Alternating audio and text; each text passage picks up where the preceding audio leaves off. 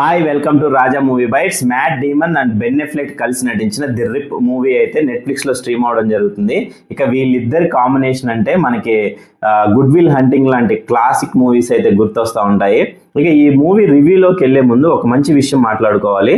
అదేంటంటే వీళ్ళిద్దరు mat Damon and Ben Affleck అయితే నెట్ఫ్లిక్స్ తో ఒక స్ట్రైకింగ్ డీల్ కుదుర్చుకున్నారు. అదేంటంటే ఈ మూవీ గనక బాగా పర్ఫామ్ చేస్తే ఆ టీంలో వర్క్ చేసిన ప్రతి ఒక్కరికి, ఆ మూవీ కోసం వర్క్ చేసిన ప్రతి ఒక్కరికి బోనస్ అయితే ఇవ్వాలని నెట్ఫ్లిక్స్ లో అయితే డీల్ కుదుర్చుకున్నారు. ఇది ఒక మంచి డెసిషన్. ఎందుకంటే ఒక సినిమా హిట్ గానీ బ్లాక్ బాస్టర్ గానీ అయితే ఆ సినిమాలో యాక్ట్ చేసిన మెయిన్ లీడ్స్ కి అయితే మోస్ట్లీ బెనిఫిట్ అయితే జరుగుతూ ఉంటుంది. కానీ పర్టికులర్లీ ఈ మూవీలో mat Damon and Ben Affleck చేసుకున్న డీల్తో ఆ టీంలో పనిచేసిన ప్రతి ఒక్కరికి అయితే బెనిఫిట్ అయితే జరగడం జరుగుతుంది. ఇలాంటివి మనం అక్కడక్కడ వింటూ ఉంటాం. టాలీవుడ్లో కూడా ప్రభాస్ మూవీ అయిపోయిన తర్వాత వాళ్ళకి టీం మెంబర్స్కి అందరికీ ఒక 20,000 50,000 గోల్డ్ కాయిన్స్ ఇవ్వడం అయితే జరుగుతూ ఉంటుంది. అలాంటివి అయితే మనం వింటూ ఉంటాం. అలాంటి ఒక మంచి డెసిషన్ అయితే వీళ్ళిద్దరు తీసుకోవడం జరిగింది.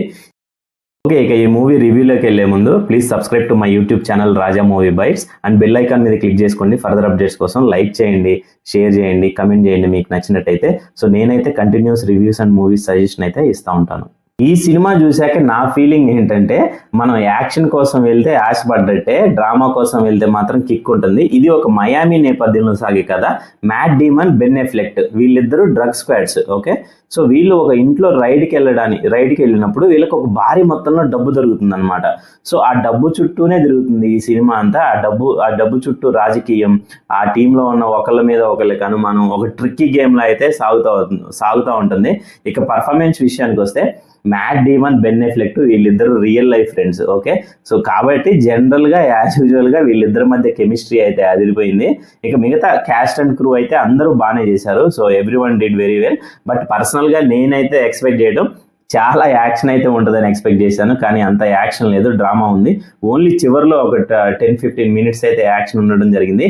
యాక్షన్ కోసం ఈ సినిమా చూడాలనుకుంటే మాత్రం మీరు డిసప్పాయింట్ అవుతారు. ఓవరాల్ గా ఈ సినిమా అయితే ఓకే వాచ్. ఎందుకంటే అనుకున్నంత యాక్షన్ అయితే ఉండదు. అంటే చాలా స్కోప్ ఉంది యాక్షన్ కి చాలా స్కోప్ ఉంది, కానీ అంత యాక్షన్ అయితే పెట్టలేదు. సో ఇది మోస్ట్లీ ఒక ఇంట్లోనే జరుగుతుంది అనమాట. స్టోరీ ఒక ఇంట్లోనే జరుగుతుంది.